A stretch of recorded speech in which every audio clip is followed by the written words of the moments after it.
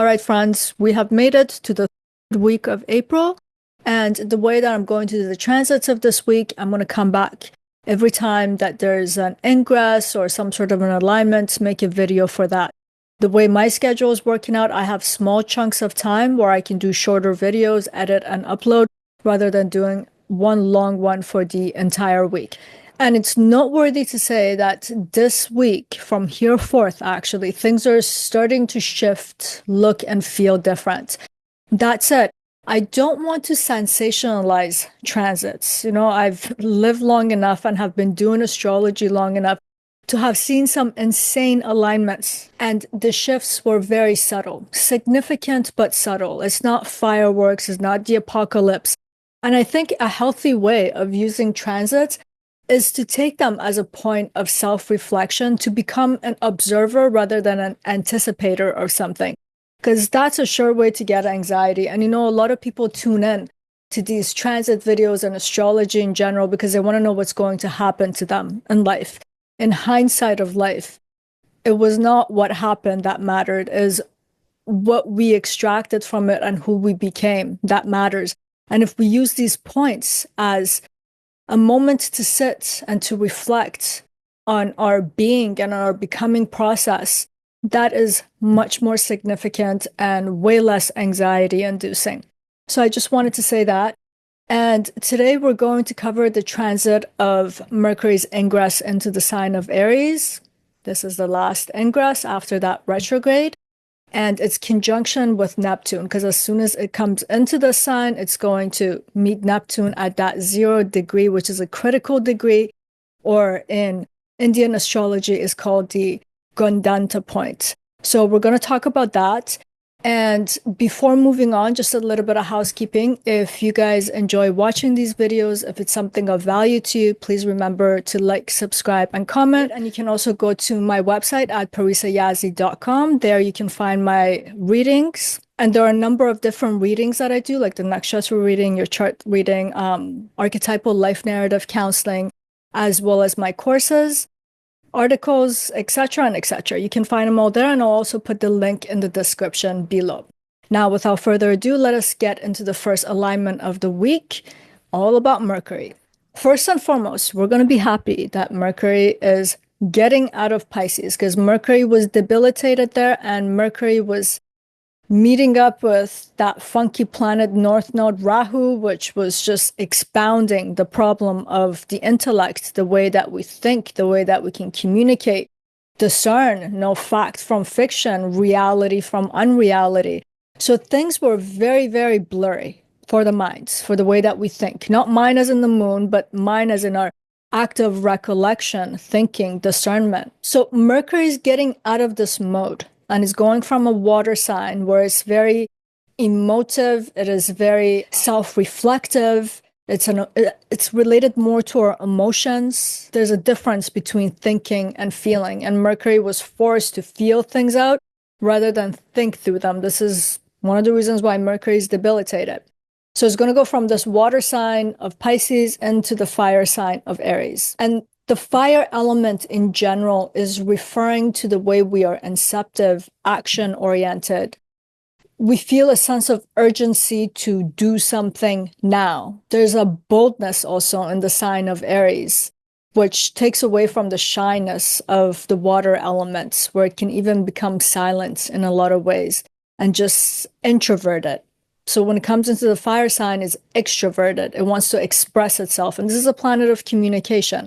So it wants to let out what it's thinking and communicate it. And it's also going from a very indecisive sign, like the sign of Pisces, the two fishes going in opposing direction, to the sign of Aries, where even symbolically, it's about converging to a very tight point and then bursting out into life.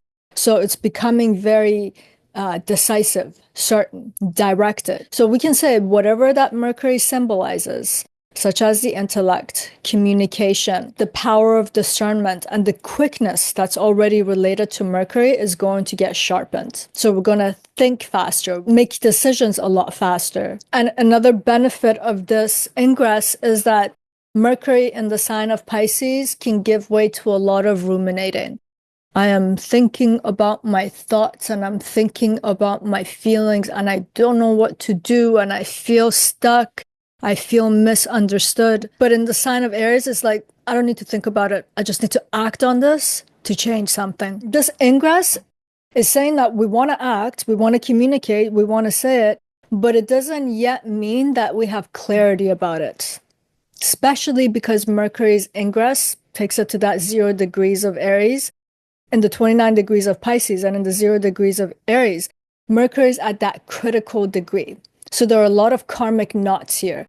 It's not that we have a direction to go to. We actually have to free ourselves from something so then we can direct ourselves. But now there is the willingness to choose, whereas in the sign of Pisces, that willingness is not there. So you can't move forward. You're just kind of like with the waves going back and forth. That's the indecisiveness. I know this whole retrograde of Mercury in general, like Mercury came into Aries and that first time that it entered, we were so convinced that we were going to act and we were going to do what we had set our mind to do. But something in the universe was saying, nope, you're going to sleep on that.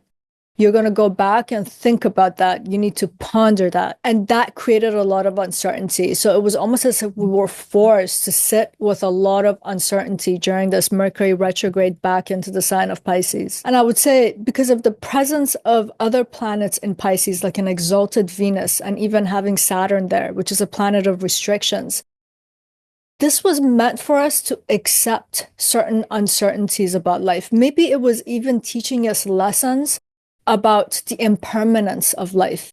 You know, the nakshatras that fit into this retrograde of Mercury were Uttara Bhadrapada, and both of the Bhadrapadas have a lot to do with understanding impermanence, the impermanence of the form, the impermanence of the physical aspect of the world. And it's through understanding that we can eventually get to the essence and the core and the soul of existence, of what truly is beneath all of this manifested form that we engage with and entangle ourselves with. So if nothing else came out of it, and that's why I'm saying transits are not always about some crazy fireworks and apocalypse coming to an end, but to actually understand this concept from the depth of our being and understand how to sit with uncertainty and accept that is one of the greatest life lessons we can learn throughout this entire life. And let's say we have a full lifespan. Because the nature of life itself is uncertain. Everything is operating on the premise of impermanence. So our intellect, our mind, our thinking process was drawn that way to understand this. So a lot of Mercury's retrograde had to do with this. So now this could have manifested itself as some physical reality through events of your life where things became very uncertain and you had to negotiate with that. But you could have just had this feeling internally and just grappling with it in that way. In the sign of Pisces, it doesn't promote action. That's not what it's about. It's actually making something that's already manifest, something that can act based on that manifestation. It's undifferentiating it and it's making it to a mere potential that can't have an action till it has its form, and that form comes in the sign of Aries. So Mercury, no matter how hard it was trying, no matter how hard we were trying, it was very hard to know how to act, how to align ourselves. But now when Mercury ingresses into the sign of Aries, even though there is still uncertainty because of that critical degree, that Gandanta point, the way that we're still tied to that theme of yesterday, there's now the willingness in us to act. We want to move. There's a sense of urgency to do it. The least that can come out of this is that I want to find my way. I'm going to find my way through acting now, through initiating, through being activated rather than just keep reflecting and thinking about it. And not only Mercury is in that critical 0 degrees, Neptune is also in that same 0 degrees at that critical Gandanta point. And Neptune, whatever degrees it's sitting in and whatever sign or house that is sitting in, it's representing that which is nebulous. It's diffusing, it's distorting, it's making things hazy and foggy. I was going to say foggy. There's the critical degree of Aries from Pisces to Aries can create this, In fact, all the water signs to fire signs, their critical degree has this. It's like you're coming out of the water, like you jumped in with all of your clothes, you're soaked and you're freezing. That process for your clothes to dry and for you to feel warm is going to take a minute. Even though you're in a fire sign, the fire is going to help you do it, but it's still going to take a minute. So the residue of Pisces is on Mercury at that 0 degrees, and then Neptune is bringing that Piscean quality because it's very similar. It's already sitting in the sign of Aries. So this can give us a feeling of like, I'm still confused. There's a continuation of the confusion, but it's actually offering us something very valuable if we pay attention. Because if Neptune represents dreams and Aries represents actions, and Mercury represents the intellect and our thinking process, we're starting to get inclination about not only what is our new directive, what is our dream right now, what are we chasing, what are we passionate about, because this is what the sign of Aries is about. So we're able to conjure it, but not the way we do it in Pisces, which is passive. We're thinking about, we're imagining, we're dreaming about the kind of actions we also need to take right now. So this is, the actions are happening in the interiority of the self. But this is important. Athletes have to do this all the time, right? I actually think this is a very good practice for all human beings to do. I do this every day. I imagine the things that I want to be engaged with the following day before I go to sleep. And I kind of go through the actions of them. I visualize them. So you can imagine this Mercury visualizing the actions. It's like you're a martial artist, you're doing your katas or you're doing Tai Chi, and you're just sitting there. You're not physically doing it, but you're going through the motions of it in your mind. This is what this conjunction's like.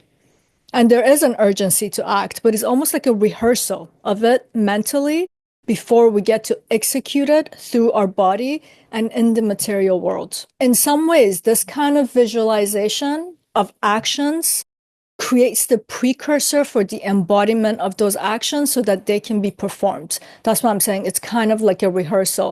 And that's what this critical degree, the Gandanta point and the conjunction with Neptune is doing to Mercury right now. So we're starting to envision the future, but not just as some abstraction, like the way it would do in Pisces, but with practical applications of action that can go along in the stream, what is necessary to be able to enact it. And that's what's going to manifest it in this real material world. That's what's going to make it go through the eye of the needle as potential and burst forth, be born with a kind of a form in the world. So this conjunction is not just about imagination.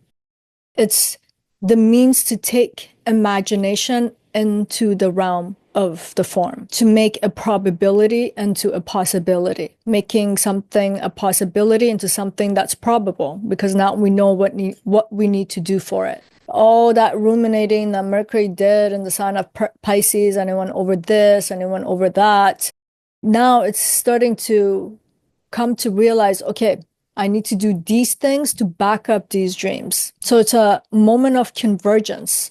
I'm saying like Aries is like everything's converging and then it's going to burst forth. You can even see it in its symbolism, the way that it looks. So it's a moment where thoughts, which is Mercury, instinct, which is in the sign of Aries, and inspiration, which is coming from our dreams, which is Neptune, they're all coming into a collide and a convergence. And the dream is becoming urgent. It's not like the nighttime dreams that you have.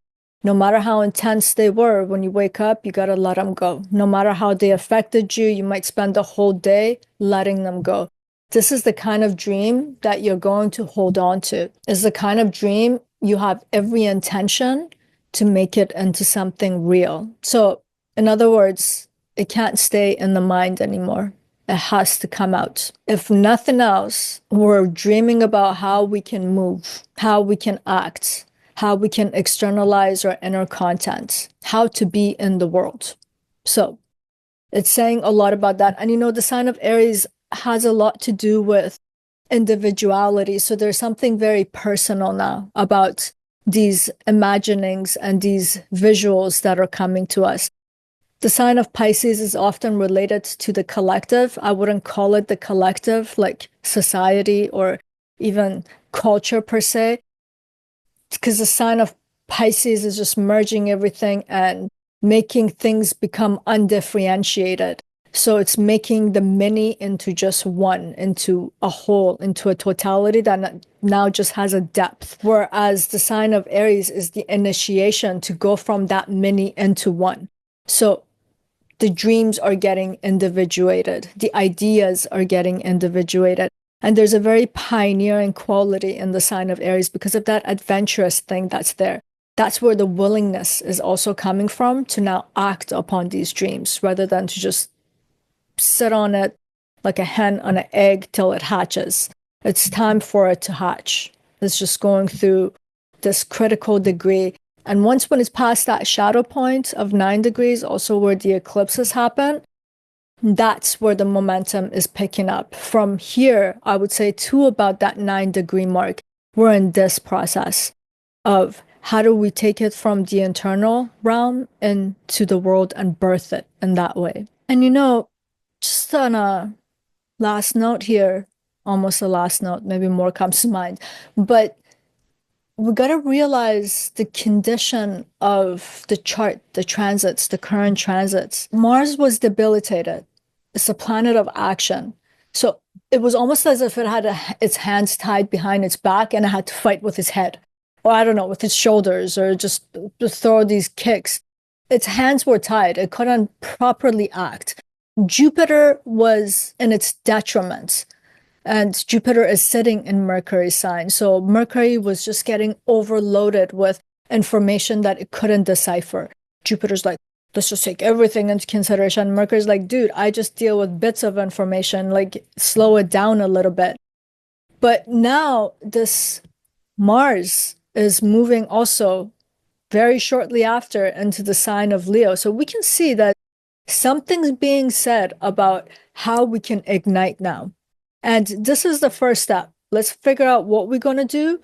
Things still feel a little bit slippery with Mercury conjunct Neptune in terms of like, what exactly do I have to do? But we're getting the initiative where it's like the spark that sets things on flame. This is that kind of a moment. And let's say you have two stones and you're banging them against each other to create spark and it's wet. It's going to take a little bit.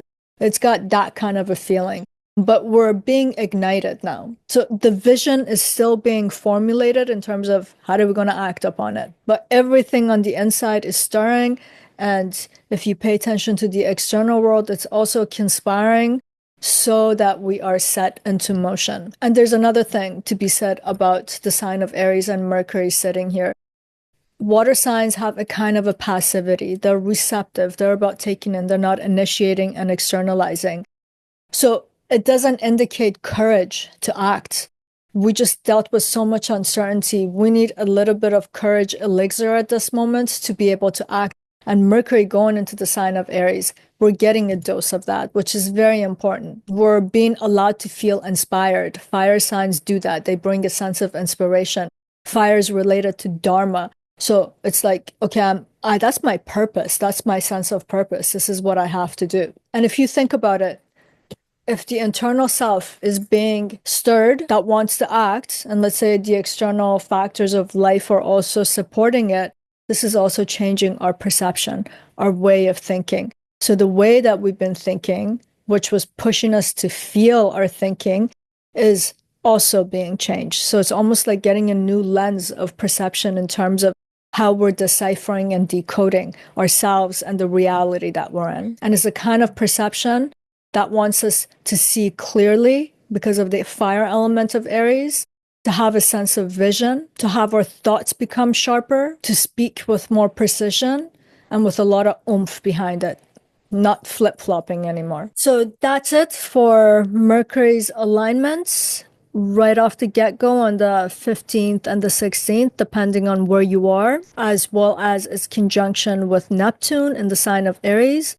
In the next video, I'll be back to cover a much long-awaited ingress of Mars into the sign of Leo. I just made a video about Mars and Leo, talking about its glory and some of the life lessons that are there. I encourage you to go watch it. It helps us. These more in-depth videos allows us to understand what kind of dynamics, what kind of psychology we're talking about. So that video is already up. You can go check that out. But I'm telling you, like using this word, these two words together, this phrase of Mars in Leo feels like leprechaun sighting after so many months of this planet being debilitated. And I'll leave you with that for now, sending you much love. Till next time.